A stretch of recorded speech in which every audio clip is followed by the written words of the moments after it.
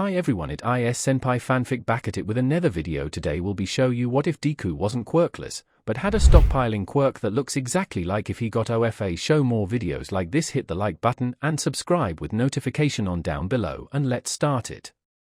Well now, this is a bit unusual. The doctor stated as he looked over the results of a blood test a nurse had just given him. Unusual how? Midoriya asked, nervously fretting with her hands, while her son Izuku sat beside her, eyes bright with anticipation. Your quirk is a minor telekinesis, while your husband's is fire breath, correct? The doctor asked, and at Inko's nod, he continued, your son's quirk factors came back positive for both emitter and internal types, more specifically the stockpile subsection. I believe your son's quirk allows him to store the things then eject them at a later time. Might be able to store his own energy for later use as well, though that will certainly be harder to prove. For now though, the storing of physical objects is certainly easy to test. Standing up, the man walked over and kneeled to be eye level with Izuku and held his pen out to the boy as he said, Izuku, I want you to take this pen and picture it going to a box only you can reach. Izuku reached forward and took the pen in his own hand and placed the tip against the palm of his other one. He frowned in concentration and the pen began to sink into his hand only to stop an inch in. Izuku's face screwed up and reddened in effort before he slumped and the pen popped back out as he complained it won't go all the way in. The doctor hummed and said, it's possible that your storage space is rather small due to your young age. It could grow either as you get older or practice with it, likely both. Rubbing his chin, he continued, because it is not something physical, if you are indeed able to store energy for later use I do not believe you would have that problem when doing so. Izuku nodded, frown going back to one of concentration. A few moments later, Izuku held his hand up to his face and a grin broke out as his hair was ruffled without him touching it and he said, I could store some air though, that can be packed so that more can be stored than something solid, right? Indeed Izuku, good job of thinking of that so quickly. The doctor said with a nod of approval, Inko grinning down at her child as well. The mother-son pair spent another 5 minutes with the doctor before they left the room. As the door closed, the doctor mused to himself, that boy is going to be one to keep an eye on in the future. Time skip, the next school day, recess. Izuku grinned as he ran up to his friend and said, Kachan, guess what? We figured out my quirk. All of the kids on the playground grew silent at that, even as Katsuki Bakugo turned around with a raised eyebrow, crossing his arms as he asked, oh yeah? And what would that be, who? Grin growing, Izuku said, it's a stockpiling quirk. Katsuki scoffed and said, yeah right, neither of your parents have a quirk like that. Sneering he shoved Izuku to the ground and said, stop lying to make us think you aren't quirkless, Deku. All of the other students laughed and Izuku felt tears prick at his eyes. Worse, the teachers watching didn't appear to be about to do anything. As all of the other kids walked away throwing insults over their shoulders at him, Izuku came to a decision, if they would rather insult him than believe him, then they weren't people he should try to be friends with. Instead, he would just prove them all wrong when he became a hero. Time skip, 10 years later. Green eyes narrowed as they watched a new heroine with a gigantification quirk not only interrupt the capture of a giant villain by an already on-site hero, but also slam said villain into a building, doing severe damage to it. The observer flipped to a new page in his journal and quickly drew the purple and tan-clad blonde before both writing and muttering to himself, gigantification quirk has a complete disregard for keeping collateral damage to a minimal. As the heroine introduced herself as Mount Lady while showing off her assets, Midoriya's frown grew and he continued, makes inappropriate puns and takes inappropriate poses. Preliminary conclusion, became a hero for fortune and fame rather than a desire to help others. Ergo, not a proper hero. The person next to the writer laughed and asked, not a fan of the new girl on the block then, kid? Izuku Midoriya looked up from his notebook, polite enough to look at the man with +sign growths on his head, purely cosmetic or emitter points, and said, disregarding her interrupting the fight when Kamu Woods had everything handled, there was no reason to slam the villain into the building when a simple leg sweep or grapple could have subdued him with far less damage to the surrounding infrastructure. The man scratched at his chin as he said, suppose you have a point there. Nodding to the now closed notebook, which was titled Quirk and Hero Analysis Journal Number 15, he asked, planning to take a shot at being a hero yourself in the future. Izuku grinned and said, "Yes sir, I'm hoping to be in UA or Shiketsu next year." Aiming high aren't we? The man asked before he grinned and said, "Well, good luck kid." Izuku smiled and said with a nod, "Thank you sir." His watch then beeped as an alarm rang, and Izuku let out a soft but heartfelt shoot. As he stuffed his journal into his book bag, he said, "Sorry about this sir, but I really need to get going before I'm late for class." "Yeah, we don't want that now, do we? CYA kid?" the man asked, waving as Izuku turned and bolted. Scene change, Aldera Junior High, Izuku's class. The homeroom teacher held a stack of papers in his hands as he said, "All right kids, today we're supposed to talk about career paths. But I think we all know what you all want to be, heroes." The class cheered and started showing off their quirks. Izuku mostly ignored the hubbub, rolling his eyes at Bakugo's arrogant statements. But then he heard the teacher say that he was aiming for UA or Shiketsu. As the class went dead silent, Izuku looked up from the bit of homework he was checking over and nodded to the teacher as he said, "Yes sir." The teacher studied Izuku for a long moment before he shrugged and said, "Well, good to be ambitious I suppose." He turned his gaze back to the paper in his hand and continued, "And you do have a few other schools besides those two as backups, so you're covering all of your bases at least." Izuku ignored the not-so-quiet whispers about how a quirkless kid couldn't make it into a hero school. Harder to ignore was Bakugo's outburst, and Izuku quickly shifted his homework out of the path of Bakugo's explosive palm slap. "Deku, where do you get off with applying to UA? I'm the only one from this school worthy to go there. You trying to mess with my origin story?" Izuku stared coolly at Bakugo for a moment before he said, "I don't give a rat's ass about your origin story, Bakugo." The hand under his desk came out holding a sparking hand taser, and he continued, "And if you don't back the fuck off, I'm going to zap you with this nice new toy I got right in the ballsack. Considering you just tried to destroy my homework and are threatening me, I'm pretty sure I can go with a claim of self-defense." The entire class went still for 10 seconds before one of the kids in the back quietly said, "Damn dude." Bakugo was meanwhile eyeing the sparking piece of machinery that was very close to his pants before he growled out, "This isn't over." As he began stomping back to his own desk, Izuku turned off the taser and used the act of putting it up his sleeve to hide him storing it back into his stockpile quirk. The teacher coughed into his fist and did his best to move things along. Much as he'd like to berate Izuku for what just happened, tasers were allowed under self-defense rules. So long as the person with the taser didn't use it without being provoked, they were in the clear, and Bakugo was being pretty damn provoking. Time skip, end of school day. Avoiding Bakugo was a fairly simple affair, in theory if not practice. The moment the bell had rung, Izuku had jumped to his desktop, then ran over the ones between him and the door before slipping out and tearing off down the hall like a bat out of hell, Bakugo's cursing following him the whole way. Now he was walking through an underpass looking at his phone, catching up on the hero news to see if anyone else had debuted or performed any noteworthy feats. So you can imagine his alarm when after he walked over a manhole cover he heard a slimy-sounding voice say, "You're pretty plain." As Izuku spun around, he saw a giant mass of slime smiling down at him as it continued, perfect for a meat suit disguise to get away from that muscle-head hero. "Hold still kid, this is only going to hurt for about a minute." With that, the villain shot forward only to slam into Izuku's right hand that he had raised in a panic. The next moment, all of the sludge began rushing towards that palm, disappearing. The villain had just enough time to widen his eyes and shout out "What the hell?" before his mouth and eyes were absorbed.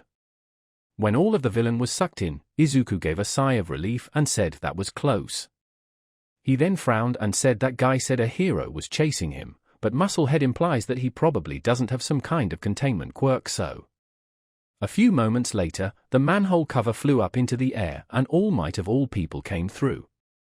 He took a quick glance around only to blink as he saw Midoriya standing next to an oil drum with a screw cap opening, hand over said opening with sludge pouring out of his hand. Izuku's eyes widened at the sight of the number one hero and he asked All Might, "You're the hero this bastard was running from?" All Might gave a boisterous laugh and said, "That's right, young man. Unfortunately, he gave me the runaround in the sewers. I apologize for the trouble I inadvertently caused you by not catching him sooner. He then gained a look of concern and asked if he didn't harm you, did he? Well, he said he'd turn me into a meat puppet and he tried to rush me.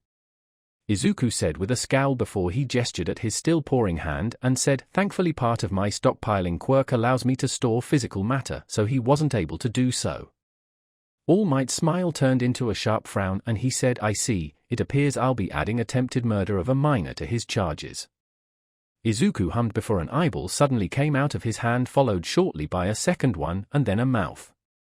Immediately after, freaked out yelling could be heard even as Izuku quickly slapped the cap on the opening and began spinning it tight. Ignoring the yelling, Izuku said, Sir, before you take him to the police, can I ask for a couple of favors?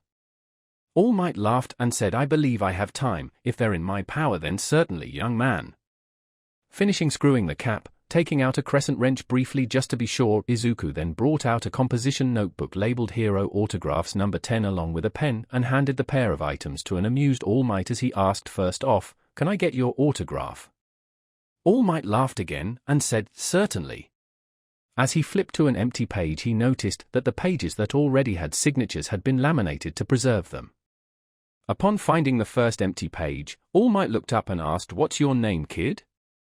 Midoriya Izuku, sir. Izuku answered quickly and All Might nodded before he wrote down a message praising Izuku's actions before signing it, then handing it to the schoolboy. Izuku's eyes sparkled when he read the message, but they returned to normal when All Might asked, now then, you said you had a couple of favors to ask. What was the other one, young Midoriya? Ah, right. Izuku said, quickly storing the notebook before he continued. My quirk doesn't just store physical objects, sir. It can also store intangible ones as well, including kinetic force. And unlike objects with mass, there's no limit to how much energy I can store. This allows me to pick up objects that would normally be too heavy for me to lift. What I normally do is push against a wall for 30 minutes each day before my workout, storing the force against my arms, but that won't really be enough if something like a bridge or building collapses when I'm a hero and I need to move the rubble after the first or second time such an event happens. Pointer fingers briefly coming up to tap together, Izuku looked a bit embarrassed as he said, but if you could use one of your smashes, I could store up the kinetic energy and be able to move much heavier objects and more often when needed. All Might laughed and said, my, what a scary quirk. Alright, young Midoriya, I think taking this villain to the police can wait long enough to throw a couple of punches. Let's not do this in the tunnel though, it's a bit cramped. So saying, he grabbed the oil drum and marched out of the underpass, Izuku quickly following after. Setting the drum down, All Might said, first a quick test of about 3 times an average adult male. It's not that I don't believe you, young Midoriya, but I want to see the proof before I cut loose. Izuku nodded and held up his right hand. All Might gave what was for him a rather lackadaisical, but for most people and everything they had, punch. The fist immediately stopped dead the moment it touched Izuku's hand. All Might's smile widened and he said, all right then, for the next one, let me put my back into it. Smash! There was a brief shockwave as All Might's punch blasted away the air in its way. The moment his fist hit Izuku's, his mental counter for the inventory of stored kinetic energy didn't so much as skyrocket as shoot to Mars causey. All Might let out a boisterous laugh and said, indeed, I have to carefully modulate my strength to only enough for the situation I'm in. It was certainly refreshing to be able to use all of my strength without worrying about collateral damage.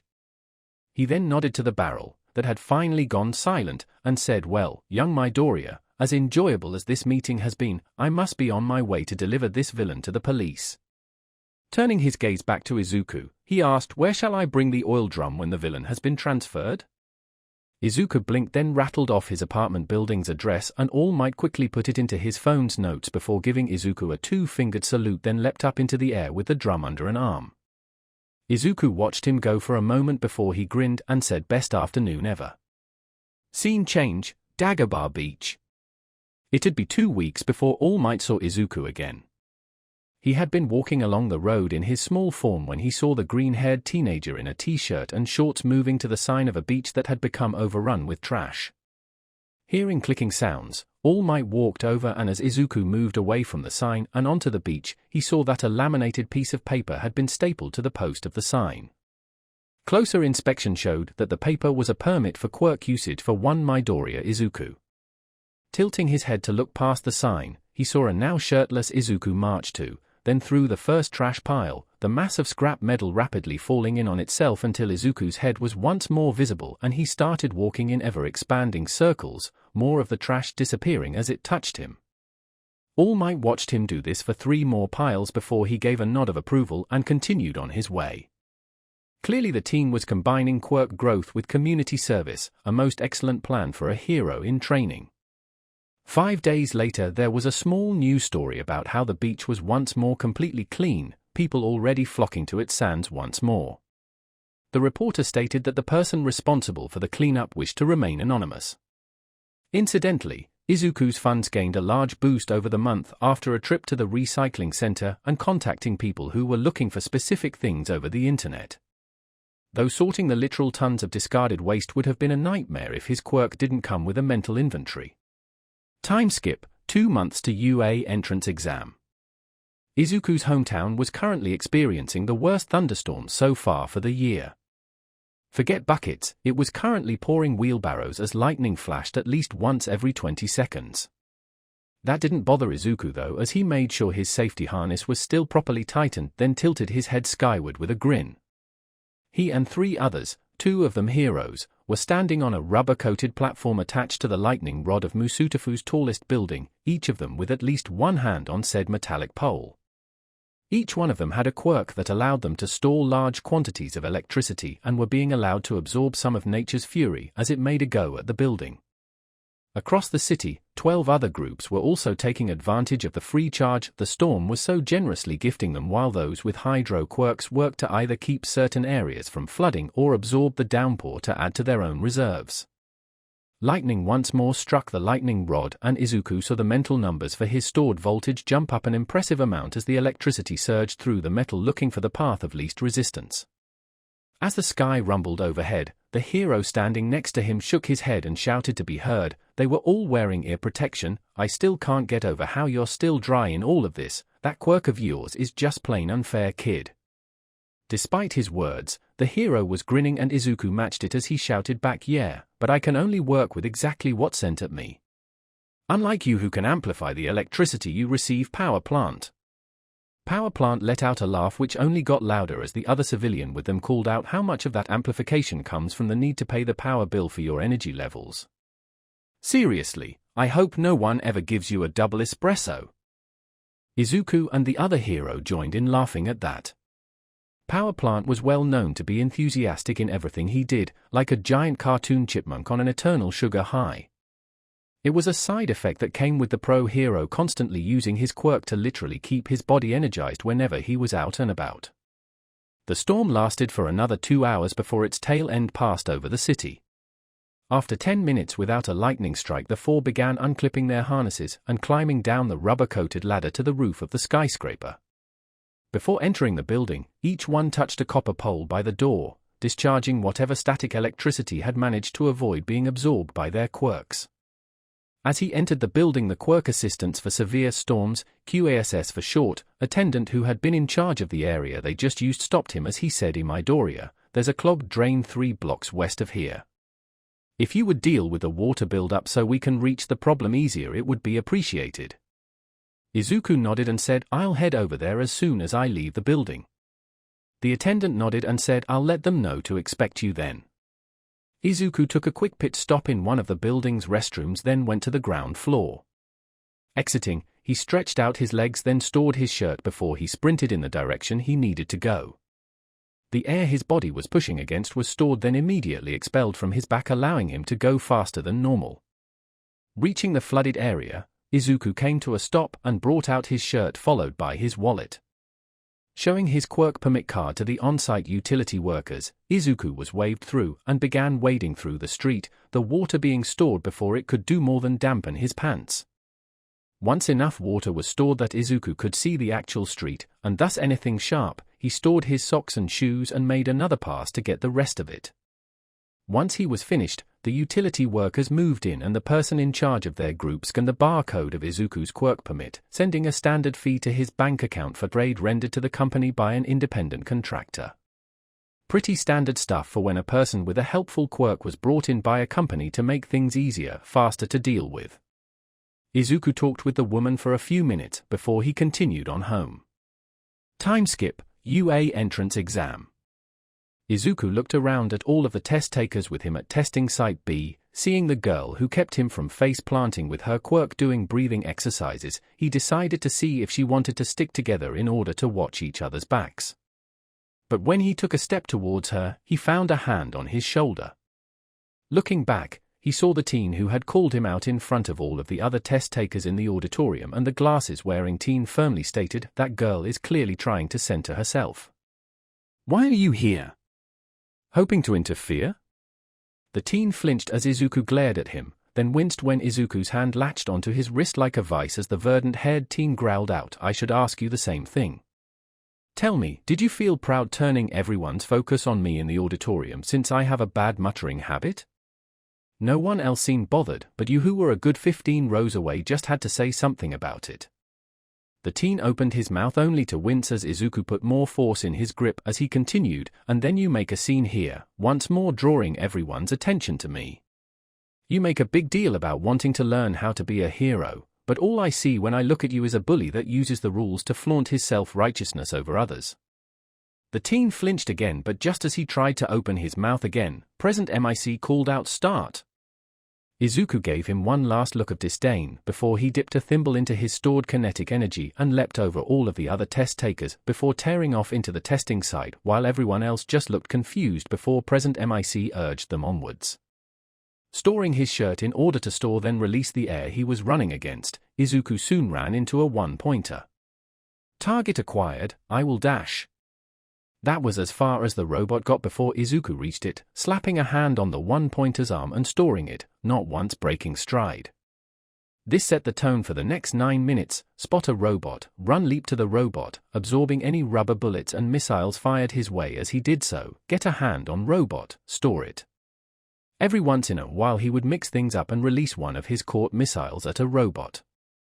If he saw someone who looked like they were in trouble, he was quick to literally jump to their aid, but for the most part he found robots no one was fighting yet and quickly got a hand on them. Scene change, observation room. As All Might watched the screens in his tea. Izuku turned to move closer only to pause as the ground started trembling.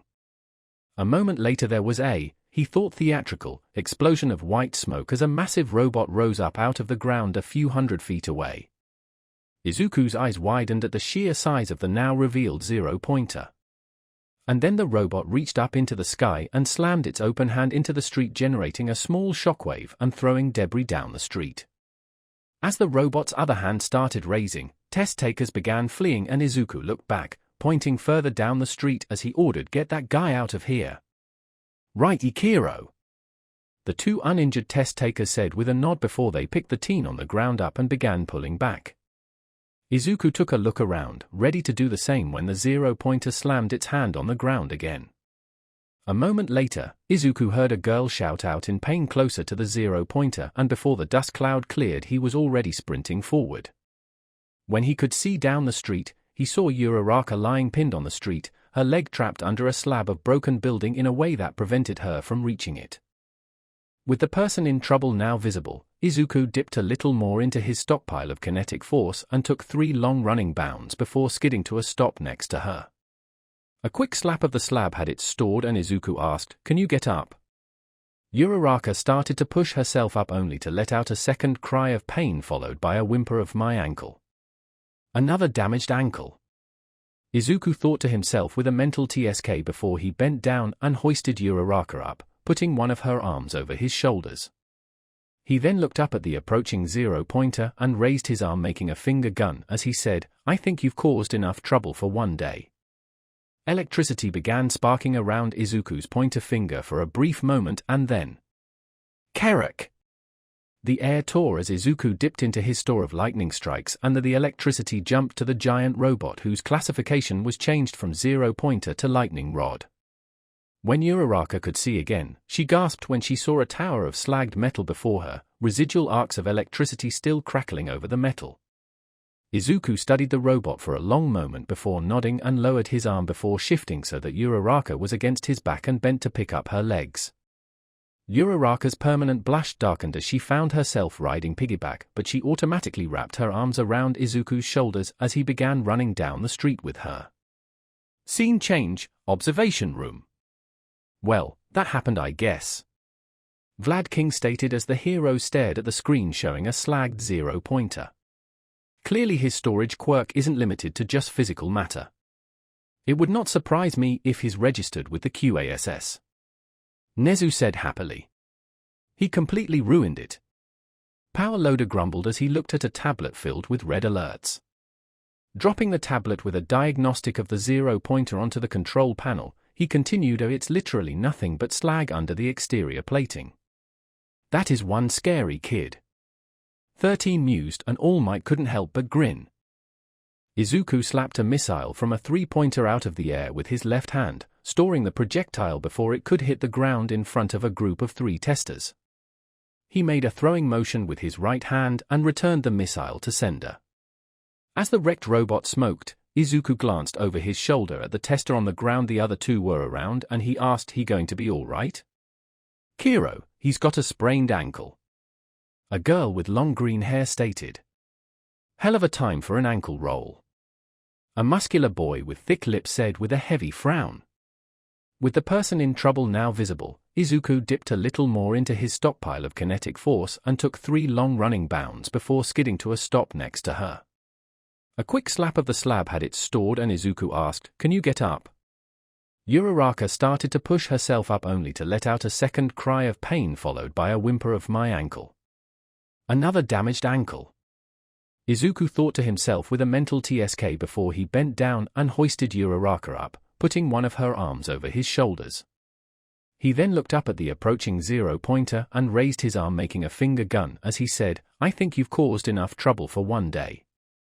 Electricity began sparking around Izuku's pointer finger for a brief moment and then Quirk!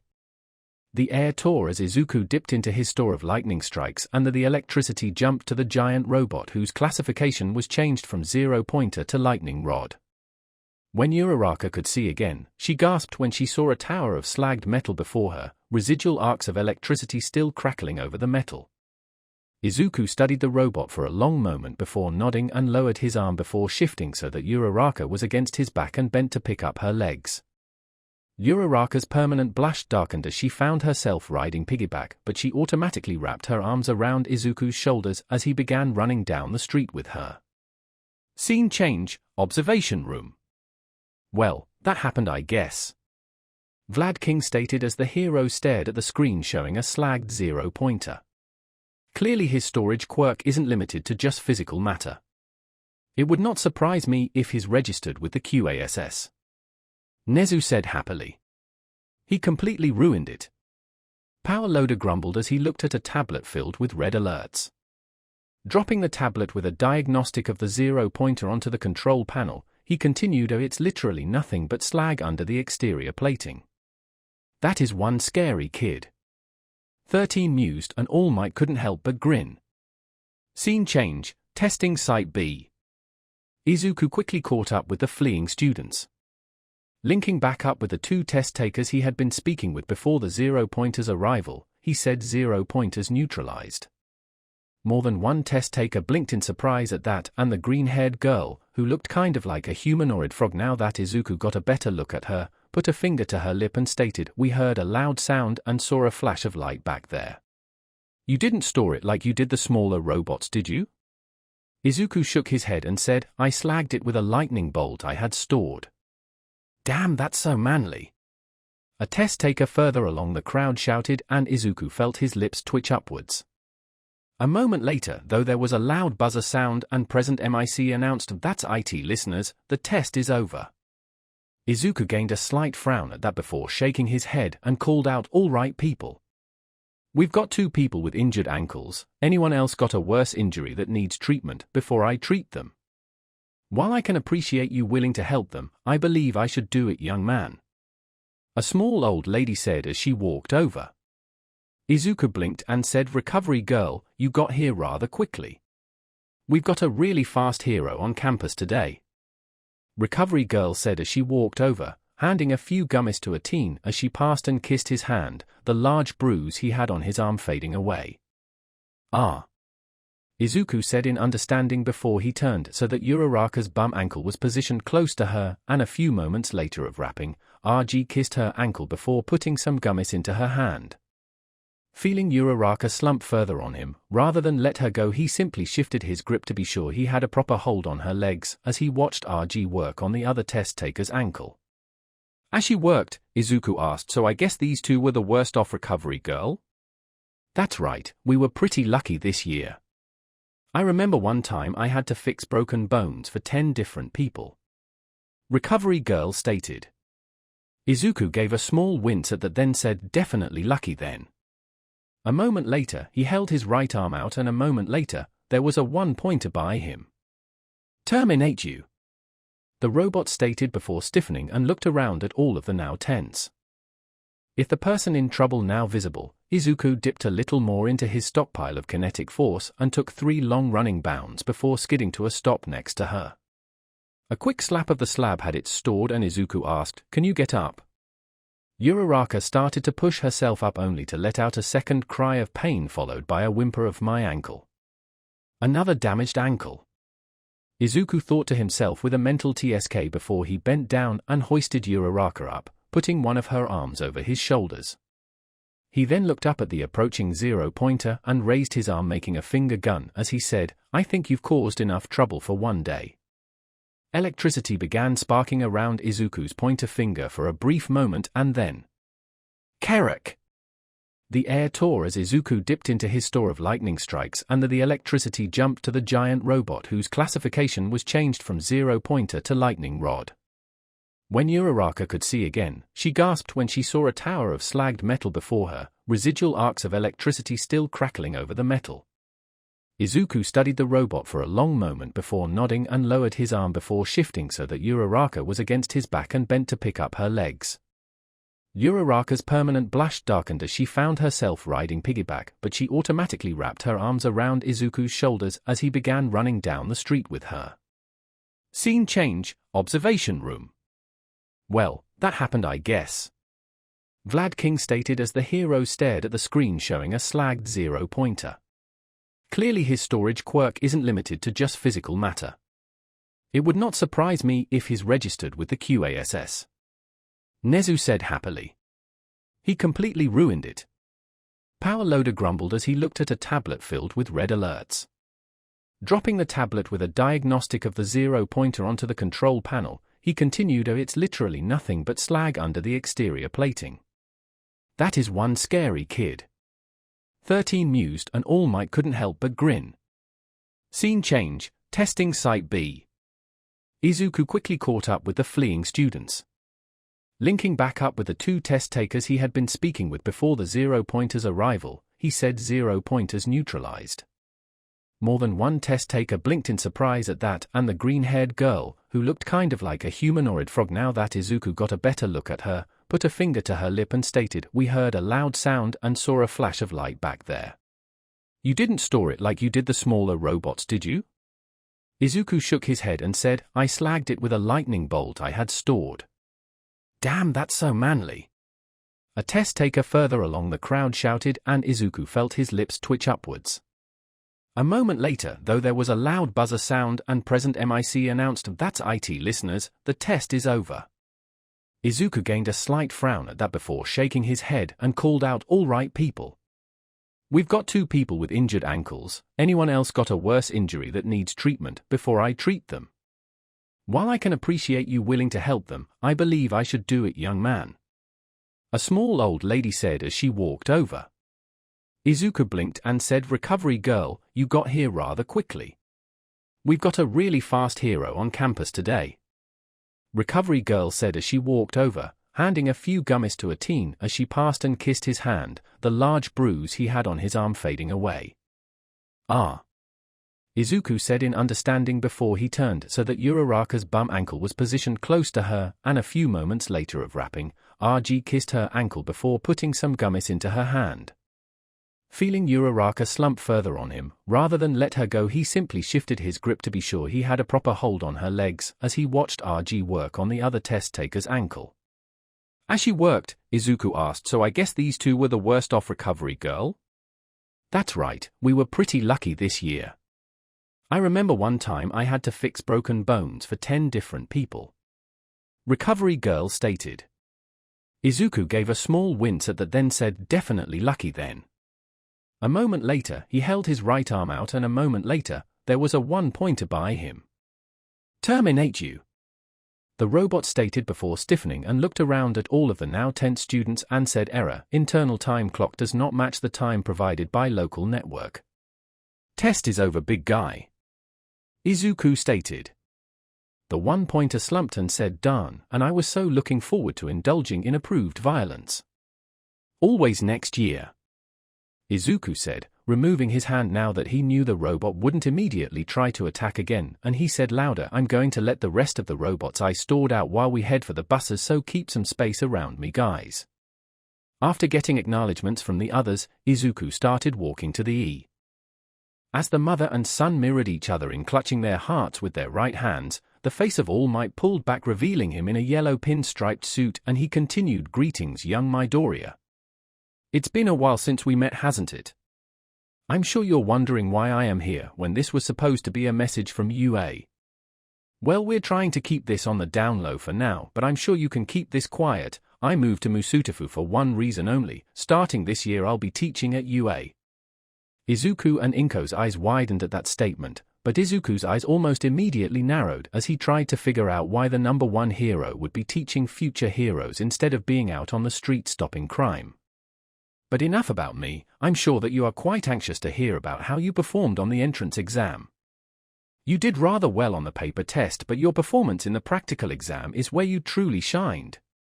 85 villain points. Well done." All Might's smile grew larger, and he said, "But that's not all. A hero's main focus shouldn't be on stopping the villain, but keeping others safe. And so a panel of judges awards test takers another kind of point. Rescue points. In recognition of how you helped others, not least of all how you helped that young girl before taking on the 0-pointer.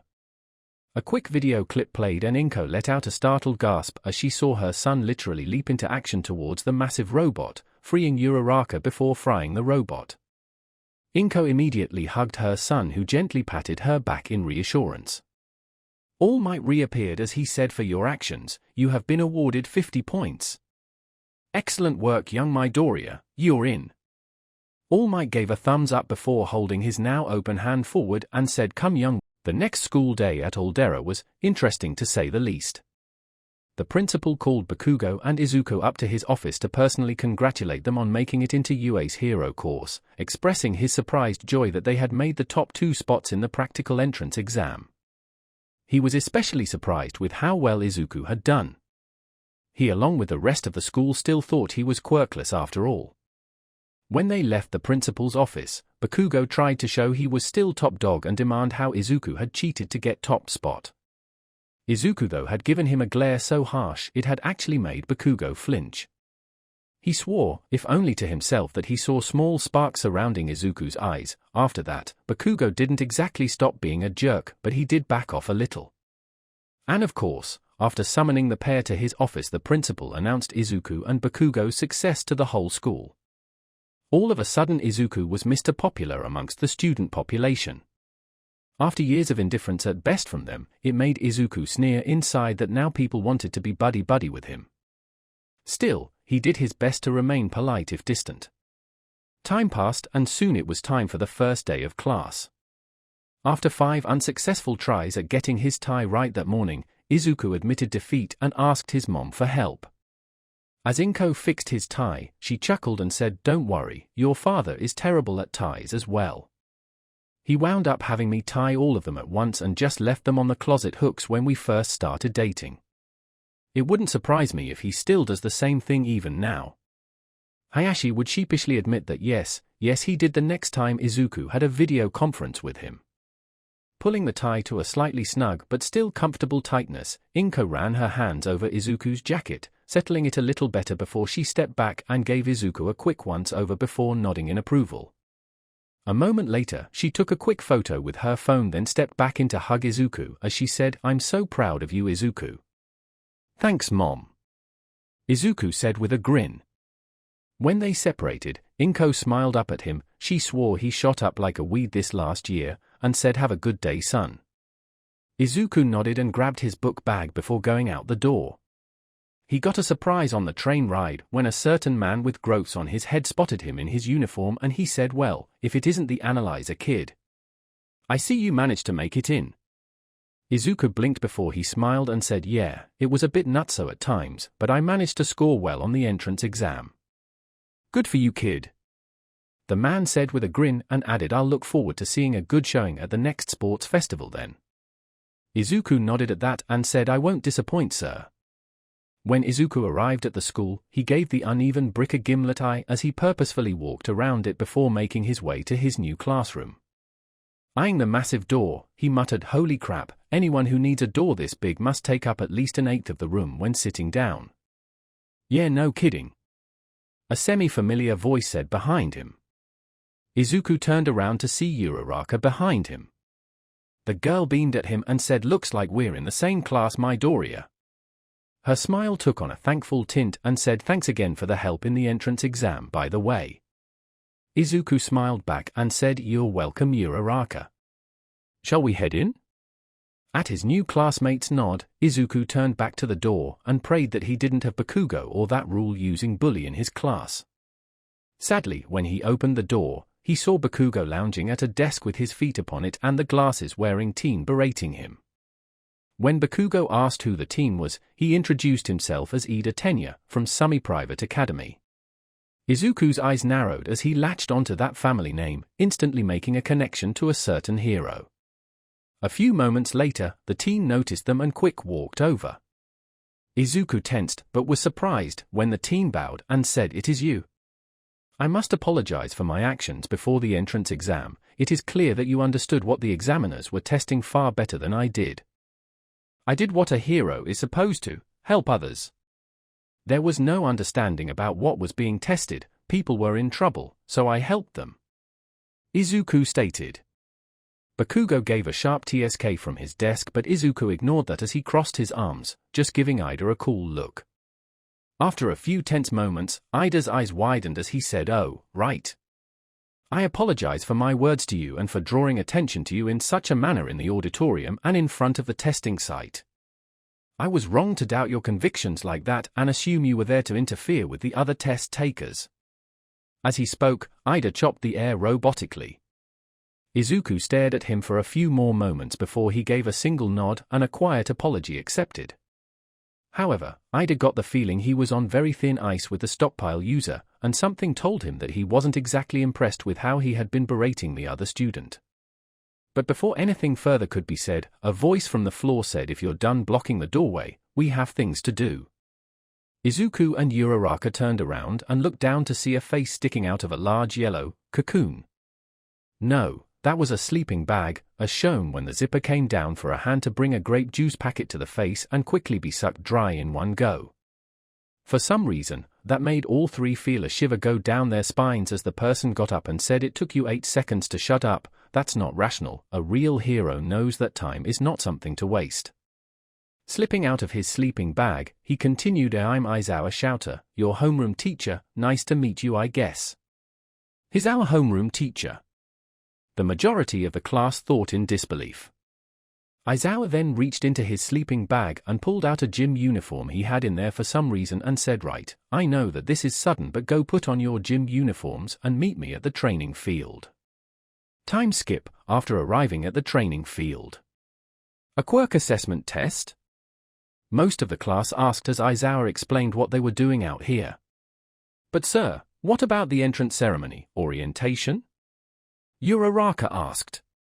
"If you're going to become a hero, you don't have time for such leisurely events," Izawa stated, causing some of the students to look at each other in surprise as he continued, "A UA selling point is how unrestricted its school traditions are. That's also how the teachers run their classes. Pulling out his phone and holding it up showing a list on its screen, he said, "You kids have been doing these in middle school, right? Physical fitness tests where you weren't allowed to use your quirks. The country still uses averages taken from results from students not using their quirks. It's not rational. Well, the Ministry of Education is procrastinating." Izuku said somewhat nervously. Looking at the others, he moved to stand closer in front of Aizawa and gestured with his pointer finger for him to come closer.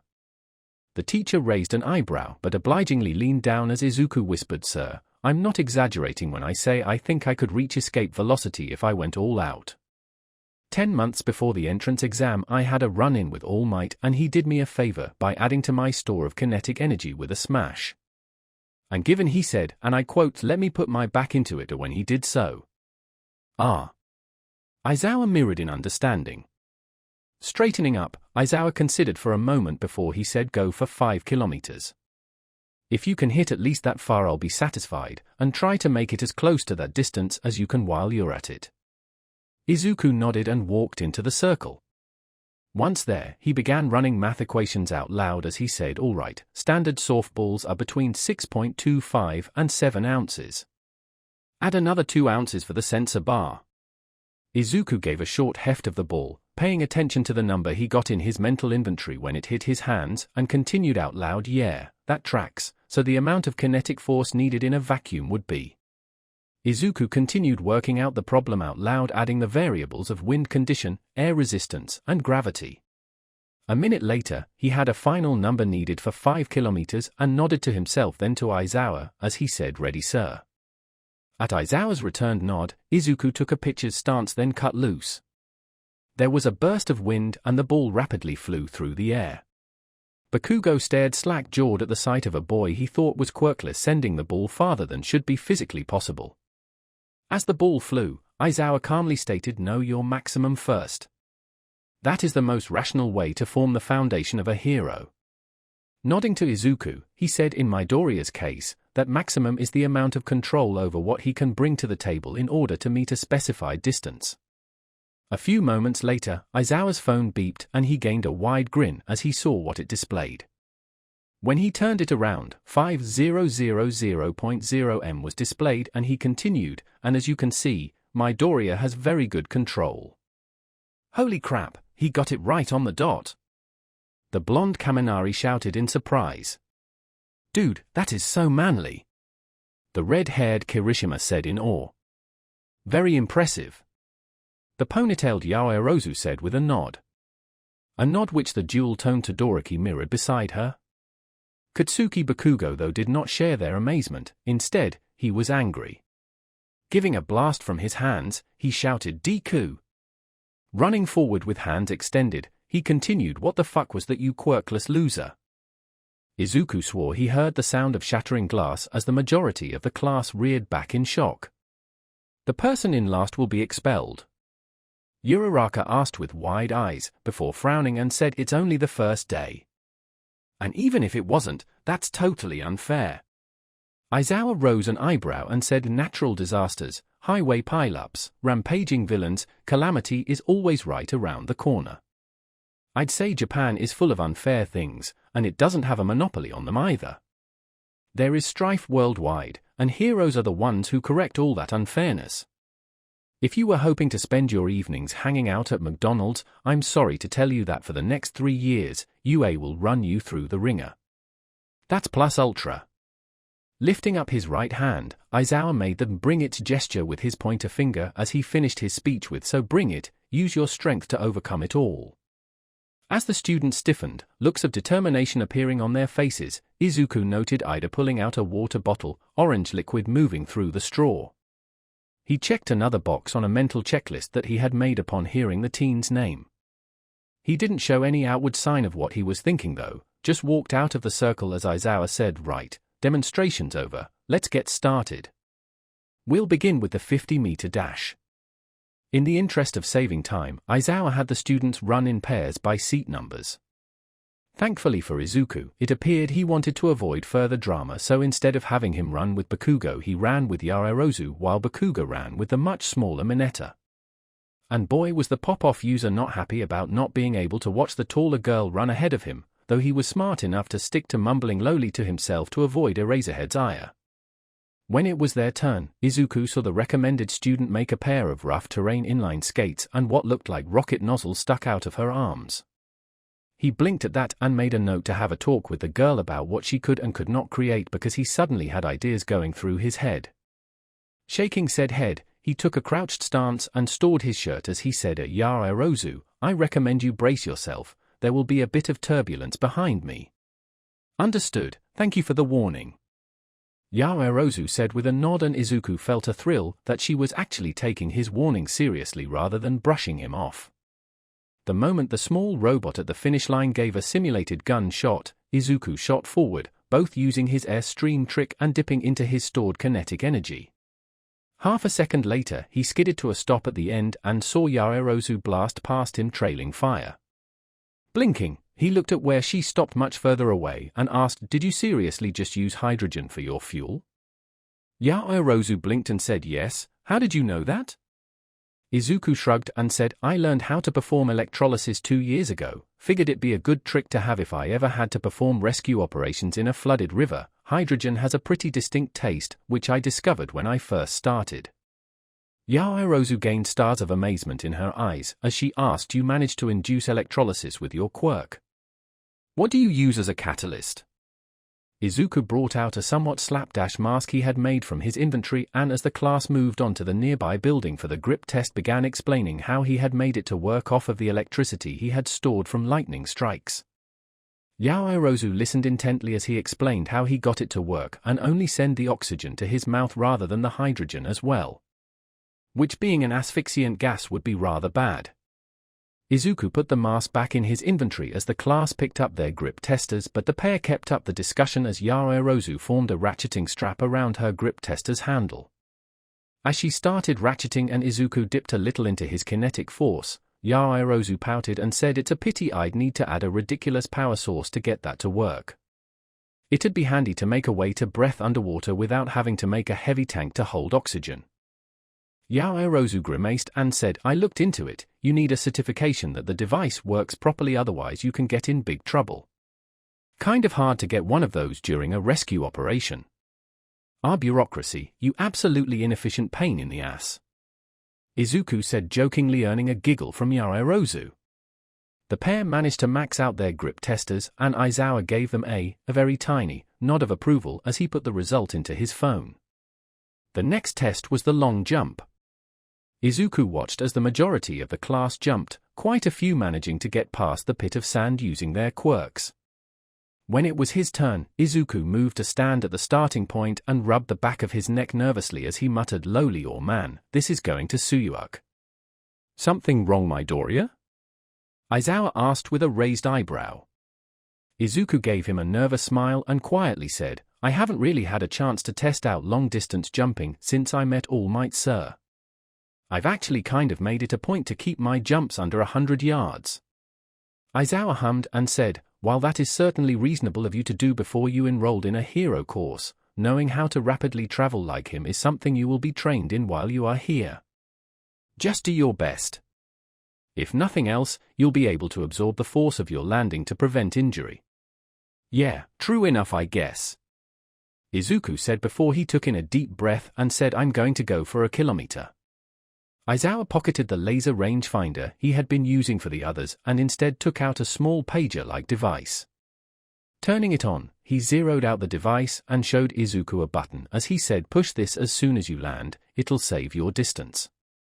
Then turn it off and make your way back here."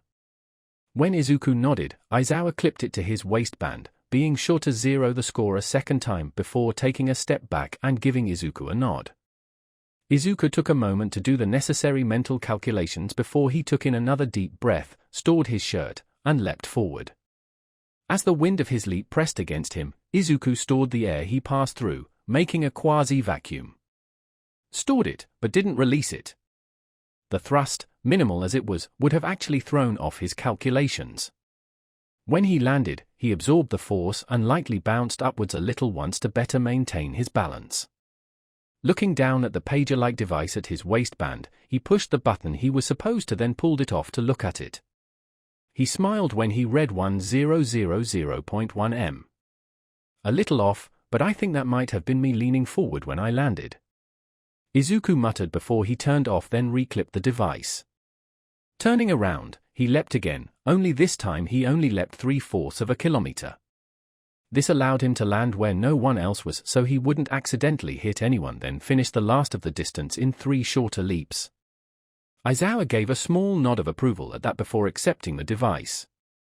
When he turned it on and pulled up the saved number, he nodded a second time and said almost exactly a kilometer. I'm guessing you leaned forward on your landing? Yes, sir. Izuku said with a nod as he brought his shirt back out. Very well, back with the others. Aizawa said, and Izuku gave another nod as he rejoined the class, ignoring how Bakugo was grinding his teeth as he glared at him. Repeated side steps was the next test. This was one the smaller Mineta actually excelled at. Bakugo also used his explosions to great effect while Izuku let out short blasts of air from his hands to help him move side to side just that little bit faster. The ball throw was next. Uraraka had an eager grin on her face when she entered the circle. The girl gave a high throw that made the ball go a steep 70-degree angle, and she then just stood in the circle with a hand shading her eyes as she watched it disappear. Eventually Aizawa's phone gave a reading and he turned it around to show it to the class. Infinity. Most of the class shouted in disbelief. That's insane, how's that possible? Kaminari asked in disbelief. Probably the program detected the ball wasn't changing its trajectory after a cut-off point and extrapolated that it wasn't coming back down. Izuku muttered to himself. Yes, that sounds likely. Yaoirozu said next to him with a nod. The two had been continuing to talk in between their turns for the tests, and Yaoirozu was greatly enjoying all of the ideas the stockpile Quirk team was giving her, taking copious notes on her phone. She could have done without the feeling like an idiot a couple of times, like when Izuku had asked her if she used non-standard materials for creations to make them lighter, more durable than usual. Right, I know that's a hard act to follow, but let's keep moving. Aizawa stated, tossing the next ball to Ojiro. When it was his turn, Bakugo was rather salty at getting an otherwise rather respectable 705.2 meters.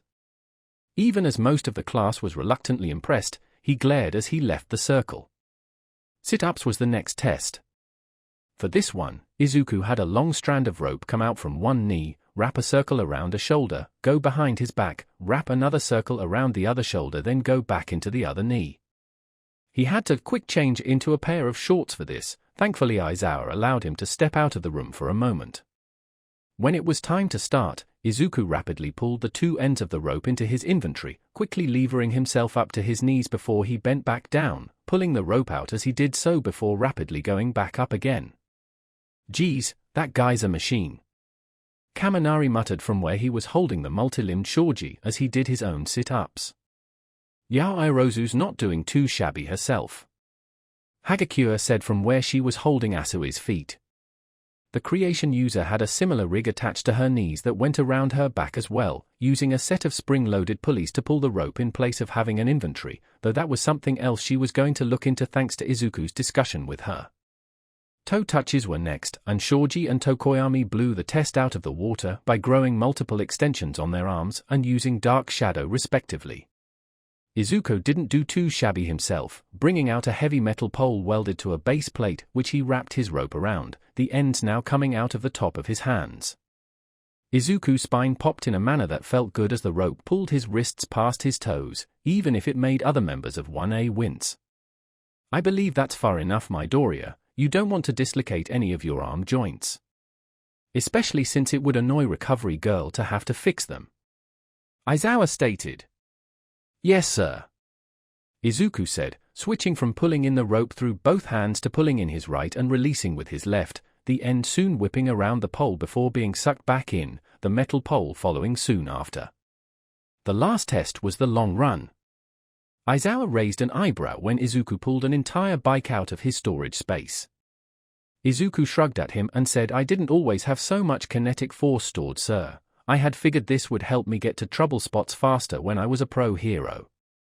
Logical, Aizawa said with a nod. His lips then uplifted a little when Yaoyorozu made a matching bike, though hers was missing the green paint Izuku's had. There was more than one student grumbling as the pair rode beside Ida during the test, though the spectacled teen merely gave them a nod before focusing on the run. Once the last test was finished, Aizawa said, "All right, I've compiled all of your test results together. Here are your rankings." As the list appeared, Todoroki frowned. He got third place. Then again, Yaoyorozu, second, could make whatever she needed for a situation, and Midoriya, first, apparently could store anything, tangible or not, so maybe coming in third after those two was actually pretty good all things considered. Bakugo, however, was not nearly so contemplative as he asked, "How the hell did I get fucking fourth place?" On the opposite end of the scale, Mineta looked horrified by his last place. Fortunately for him, and unfortunately for the female students, a few moments later Aizawa turned off the hologram and said, "By the way, no one's going home. That was just a rational deception to ensure you gave it your all." As most of the class slumped in relief and Yaoyorozu said of course he was lying, Izuku narrowed his eyes, not quite sure he believed it. He remembered last year's sports festival after all, and there hadn't been a Class 1A that year. Still, he remained silent, not wishing to cause further stress for the others. Aizawa pocketed his phone and said, "We're done for the day, syllabuses are in your desks back in the classroom. Make sure you go over them tonight. And be ready for tomorrow, because things are only going to get harder from here on out." Aizawa walked away from the students, going through a gap of the training field wall. Standing 5 feet down the wall in his small form, All Might smirked and said, "I'm still seeing 20 students on the other side of this wall. Can it be that you actually like what you have to work with this year?" Aizawa's lips twitched upwards as he said, "None of them have a complete lack of potential, I'll give them that." He then turned serious and asked, "You were curious about how Midoriya did, weren't you? He told me he had a run-in with you a little over 10 months ago and you added to his stockpile of kinetic energy." All Might nodded, and as he moved to Aizawa's side the pair started walking down the wall as he said, "A sludge-body quirked villain had managed to give me the run-around in the source system. When I managed to track down the manhole he had used to get back to the surface, it was to the sight of sludge pouring out of young Midoriya's hand into an oil drum. Apparently, he had intended to turn the young lad into a meat suit in order to continue evading me." Aizawa gritted his teeth and clenched his fists a little at the thought of someone killing a middle schooler like that. All Might nodded and said, "Indeed, I was just as angry at the thought. Fortunately, young Midoriya has the quirk he does." Once the villain was fully transferred into the oil drum, young Midoriya asked me for a couple of favors. The first, as I'm sure you can imagine, was an autograph. Aizawa snorted and All Might chuckled before he continued. For the second, he explained his quirk and asked if I could hit him with one of my smashes. Seeing as how he planned to become a pro hero, I didn't see any problems with giving his quirk a boost. All Might then chuckled and said, 2 weeks later, I saw him stapling a quirk usage permit on the sign for Dagobah Beach, then walking through one of the massive trash piles that had accumulated there, absorbing everything. Kid had the entire beach cleaned in a couple of days. After that, the next time I saw him was during the entrance exam, and you saw what happened there." Aizawa hummed an affirmative, remembering watching the teenager turn the massive zero-pointer to slag with just one shot. Anyone who could release the raw fury of a natural lightning bolt on demand was someone to take very seriously. Still, Aizawa glanced out of the corner of his eye at All Might as he asked, "Midoriya certainly impressive, but isn't it a little early to be playing favorites?" All Might gave a weary sigh and gave a full body sweep of his body with his right arm and said, "You know why I'm here teaching rather than being out there, Aizawa. By the time those students back there graduate, it's likely I will have already been forced to retire." All Might then gained a grin reminiscent of his hero persona as he said, "But if one of those kids is able to begin their after-school career using strength comparable to my own? Well, I believe it's safe to say that would make a good deal of villains reconsider the thought of it being safe to operate just because I was no longer the #1 hero. I'm thinking 10 good punches at the start of any classes I have with the boys should do rather nicely in bringing that future about." Thank you all for watching this video. Check out the maker of the fanfic down below and goodbye.